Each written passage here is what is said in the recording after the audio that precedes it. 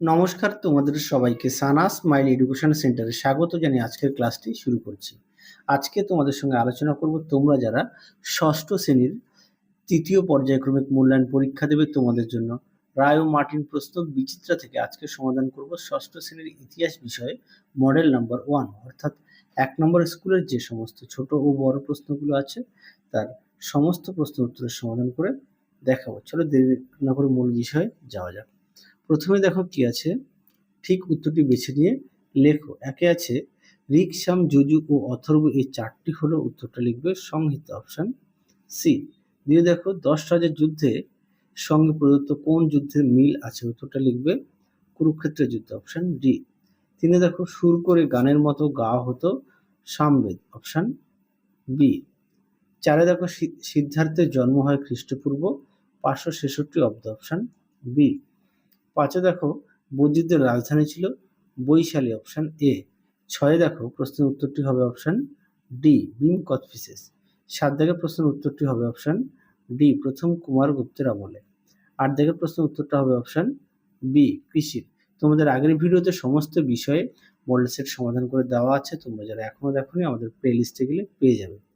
নয় দেখো গুপ্ত যুগে কোন বন্দরের মাধ্যমে দূরপাল্লার বাণিজ্য হতো, উত্তরটা লিখবে তাম্রলিপ্ত, অপশন এ। 10 দেখো জীবক ছিলেন, উত্তরটা লিখবে বিম্বিসারের রাজবৈদ্য, অপশন এ। 11 দাগে দেখো পৃথিবী গোলাকার ও নিজের অক্ষের উপর ঘুরছে, উত্তরটা লিখবে আর্যভট্ট, অপশন এ।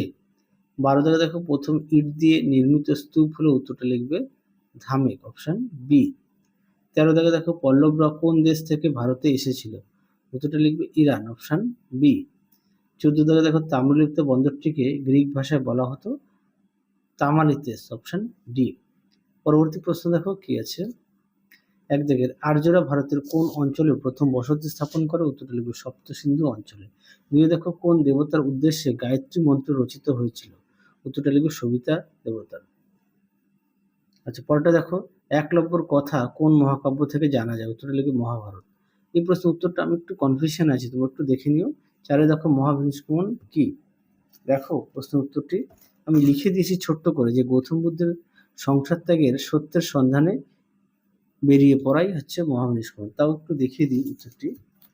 দেখো সহায়িকা থেকে দেখালাম, এখান থেকে অবধি তোমরা লিখবে। 5 দেখো বৌদ্ধ ধর্ম সাহিত্যগুলি কোন ভাষায় লেখা, উত্তরটা লিখবে পালি ভাষা। পরবর্তী দেখো কনিষ্কের রাজধানী কোথায় ছিল, উত্তরটা লিখবে পুরুষপুর। কয় স্তম্ভের সঙ্গে ক্ষয় স্তম্ভ বলা, এক একটা হবে ডি, দুই একটা হবে এ, তিন একটা হবে বি, চার একটা হবে সি। এই প্রশ্নগুলোর মধ্যে যদি কোনো প্রশ্ন ভুল থেকে থাকে বা কোনো প্রকার কনফিউশন হয়ে থাকে অবশ্যই আমাকে কমেন্ট বক্সে জানিও। পরবর্তী কি আছে, ঠিক ভুল, এক দাগের উত্তরটা ঠিক, দুই একটা হবে ঠিক। পরে দেখো বিমানন শব্দটি, উত্তরটা হবে জ্যোতিষ, দুই দাগেরটা হবে কনিষ্ক।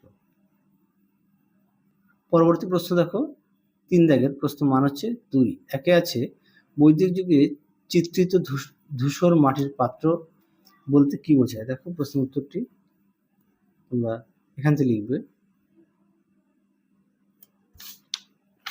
উত্তরের বাকি অংশটুকু দেখো এই পর্যন্ত লিখবে, আর প্রতিটা প্রশ্নের পাশে পেজ নাম্বার দেওয়া আছে। পরে দেখো বিধত বলতে কি বোঝে, উত্তরটা দেখো ঋগ বৈদিক যুগে রাজা ও বিশেষ সদস্যরা বিধতের অন্তর্ভুক্ত ছিলেন। তারপরে দেখো দুই চতুর্জাম কি, এটা তোমাদের পাঠ্য বই থেকে দেখাই। দেখো চতুর্জাম পেজ নম্বর হচ্ছে 70 পাঠ্য বইয়ের। পরবর্তী দেখো কি আছে, দিগম্বর ও শ্বেতাম্বর কারা, দেখো প্রশ্নের উত্তর। তোমাদের আগের ভিডিওতে সমস্ত বিষয়ের সাজেশন দেওয়া আছে, তোমরা যারা এখনো দেখোনি আমাদের প্লে লিস্টে গেলে পেয়ে যাবে। দেখো দিগম্বর ও শ্বেতাম্বর কাদের বলা হতো। পরবর্তী প্রশ্ন দেখো তিনের এলাহাবাদ প্রশস্তি গুরুত্বপূর্ণ কেন, এই প্রশ্নের উত্তরটি তোমাদের পাঠ্য বইয়ের 92 পেজে আছে। আশা করি প্রত্যেকের কাছে পাঠ্য বই আছে, তা উত্তরটা একটু দেখিয়ে দিই তোমাদের সুবিধা হবে। দেখো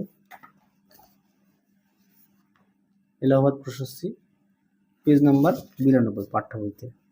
পরেরটা দেখো কি আছে, আইহোল প্রশস্তি সম্পর্কে কি জানো, দেখো এটাও তোমাদের পাঠ্য বইতেই আছে, এটাও 92 পেজে আছে।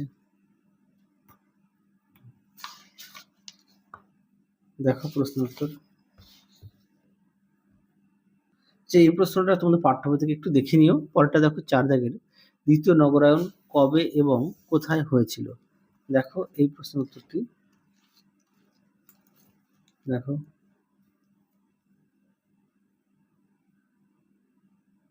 পরবর্তী প্রশ্ন দেখো, অথবা দিয়ে গুপ্ত রাজাদের চালু করা সোনার মুদ্রাকে কি কি বলা হয়? উত্তরটা লিখবে দিনার। পরবর্তী দেখো 5 দাগ, 5 দাগে কি বলেছে? বিশাখ দত্তর লেখা দুটি নাটকের নাম। দেখো প্রশ্নের উত্তর।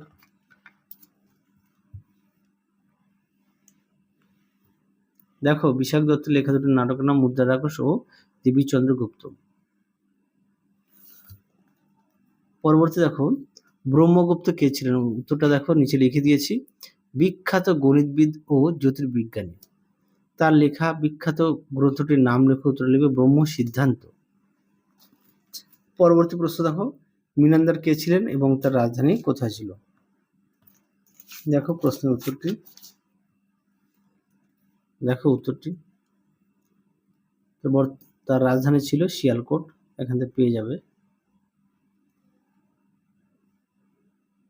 পরবর্তী দেখো, বললাম অথবা দিয়ে সম্রাট অশোক ভারতীয় উপমহাদেশের বাইরে কোথায় কোথায় ধর্মদূত পাঠিয়েছিলেন? তোমরা উত্তরটা লিখবে সিরিয়া, মিশর আর ম্যাসিডনে। আর 3-5 প্রশ্ন উত্তরটা এখানে ছোট্ট করে তাও লিখে দেওয়া আছে, আমি সহায়িকা থেকেও দেখিয়েছি। পরবর্তী প্রশ্ন দেখো 4-1 দাগে, পরবর্তী বৈদিক যুগের শিক্ষার সঙ্গে উপনয়নের কি সম্পর্ক ছিল? দেখো পাঠ্য বইতে 57 পেজে দেখো উপনয়ন, এখান থেকে এই পর্যন্ত উত্তরটি লিখবে। পরবর্তী দেখো কি আছে,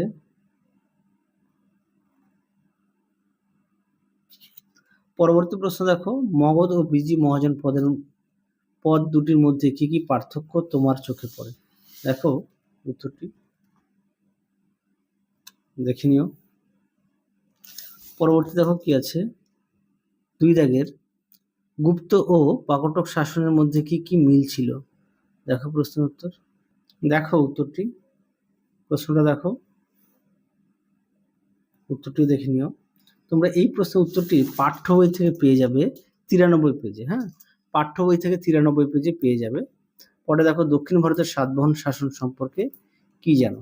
দেখো উত্তর।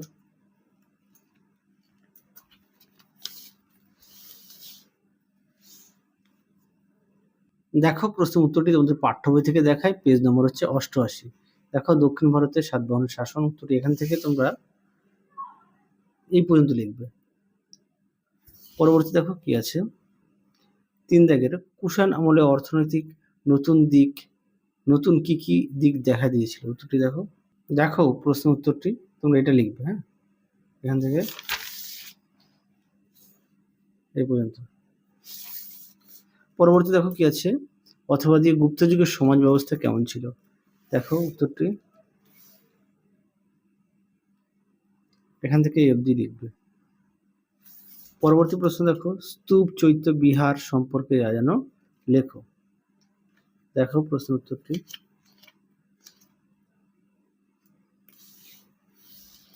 দেখো উত্তরটি, তোমরা পাঠ্য বই থেকেও পড়ে নিতে পারো।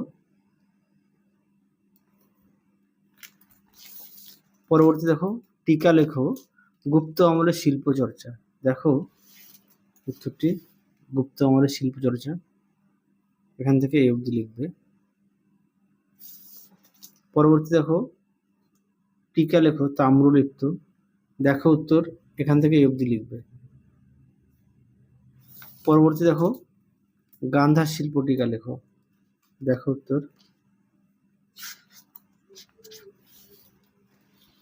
দেখো টিকা লেখো গান্ধার শিল্প, সুন্দর করে দেওয়া আছে, তোমরা অবশ্যই পড়ে নিয়ে লিখবে। পরবর্তী দেখো কি আছে, 5 দাগের প্রশ্ন মান হচ্ছে 5। আচ্ছা 1 দাগ দেখো, 1 দাগের প্রশ্নটা তোমরা পেজ নম্বরটা দেখো 94 পেজে আছে পাঠ্য বইতে, একটু দেখে নিও। অথবা দিয়ে যে প্রশ্নটি আছে তার উত্তরটা দেখাই, কুষাণ ও সাতবাহন শাসন পদ্ধতি সম্পর্কে কি জানো, লেখো। দেখো প্রশ্ন উত্তরটি দেখে নিও। পরবর্তী প্রশ্ন দেখো 2 দাগে, মৌর্য আমলে নারী পুরুষদের পোশাক কিরকম ছিল? দেখো উত্তর। মৌর্য আমলে পুরুষ ও নারীদের পোশাক, দেখো মৌর্য আমলে পুরুষদের পোশাক আর এটা হচ্ছে নারীদের পোশাক ও অলংকার। পরবর্তী প্রশ্ন দেখো, অথবা দিয়ে প্রাচীন ভারতীয় উপমহাদেশের কারিগরি শিল্প ও ব্যবসা বাণিজ্য সংক্ষিপ্ত পরিচয় দাও। দেখো দেখো কৃষিটা দেওয়া আছে, সরি কারিগরি দেওয়া আছে। দেখো কারিগরি ও ব্যবসা বাণিজ্য, কারিগরি আর ব্যবসা বাণিজ্য তোমরা অবশ্যই পড়ে নিয়ে লিখবে। পরবর্তী দেখো 3 দাগ, 3 দাগের প্রশ্নের উত্তরটা তোমরা পাঠ্য বই থেকে একটু দেখে নিও, পেজ নাম্বার 118। পরেরটা দেখো কি বলেছে, মৌর্য আমলে শিল্প চর্চা সম্পর্কে লেখো। এটা পাঠ্য বইতে 123 পেজে আছে। যেহেতু প্রত্যেকের কাছে পাঠ্য বই আছে, দেখো মৌর্য আমলে শিল্প চর্চা পুরোটাই লিখবে, পেজ নাম্বার 123। পরবর্তী দেখো, শক-কুষাণ যুগের বিখ্যাত দুটি শিল্পরীতির নাম। তোমরা লিখবে গন্ধার ও মথুরা। তাহলে চলো আজকের মতো এখানেই সমাপ্ত করছি। আবার দেখাবো খুব শীঘ্রই তোমাদের পরবর্তী ভিডিওতে। তোমরা সবাই সুস্থ থেকো, ভালো থেকো। আজকের মতো টাটা।